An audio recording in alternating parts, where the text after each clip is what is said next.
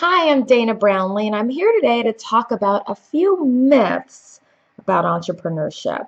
This is actually an excerpt from the full article, which is called The Five Myths About Entrepreneurship, and it's available at entrepreneur.com. Myth number one that I want to talk about is it's natural to assume that if you have the best product or service, you're going to be successful. But unfortunately, that's not necessarily the case. And in my experience, I've found that there have been many times when I've encountered entrepreneurs who have a great product, a great service, but their business just turns out to not be successful. Why is that, you might say? Because there are tons of other factors that really contribute to whether or not that business will be a success. Some of those factors include marketing, sales. How many people that you know are great at what they do, but they're horrible salespeople? They're horrible selling themselves, or they have a horrible website, or their marketing is horrible. So those things are absolutely critical. Relationships also make a huge difference. There's some people who are mediocre at what they do, but they've just got the best relationships and that sustains them. So those factors become really, really important. Another really important factor, much more practical, is just the financial viability of your business model. Does it make sense? Are you profitable on paper? It reminds me of a really old episode of I Love Lucy, where Lucy has just decided she's got the best cookie. Everyone tells her it's great, it's wonderful.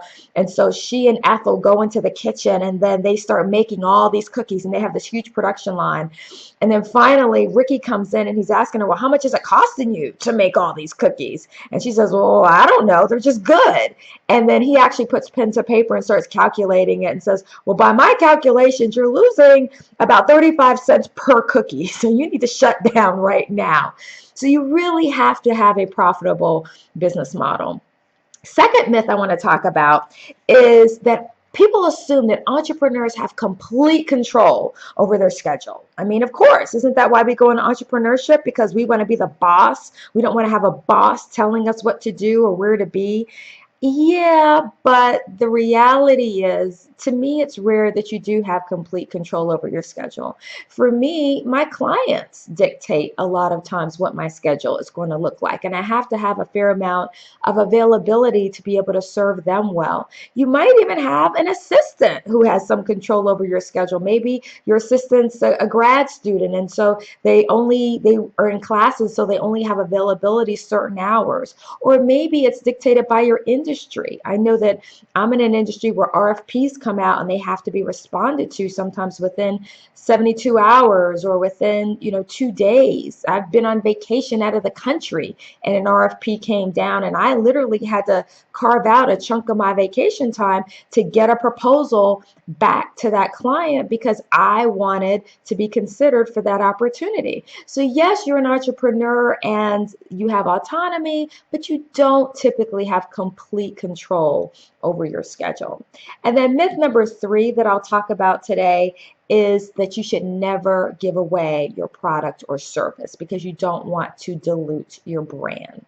I do agree that you want to be careful with that, but there certainly are ways that you can be strategic with performing services pro bono or giving out samples, and the benefit, the long-term benefit, far outweigh the cost of providing that for free. One example in my business is I'm a trainer, and so I show up and I do training classes and team building retreats, and they're typically a day or 2 days.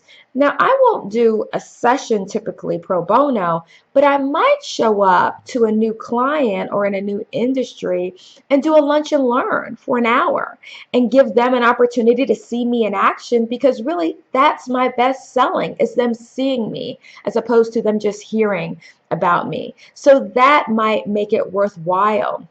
Maybe if I'm speaking in front of a large group and they're videotaping it and I have access to that video afterwards, just having that video available to put on my website or somewhere else might be very valuable. So I might be willing to speak for free in that case. So just be strategic with it and think about how you could strategically provide some services at a reduced cost or maybe even pro bono or give away that product. So I hope that those tips have been helpful. Again, if you want to read the full list, please go to entrepreneur.com, Dana Brownlee. I have a page there and you can read the article. It's called The 5 Myths About Entrepreneurship. If you're interested on tips or advice or training for a variety of different topics, please visit the resource library of our website. The website is professionalismmatters.com. And of course, if you're looking for a speaker for an event, please reach out to us on our website as well, and someone from the office will contact you. Thanks so much.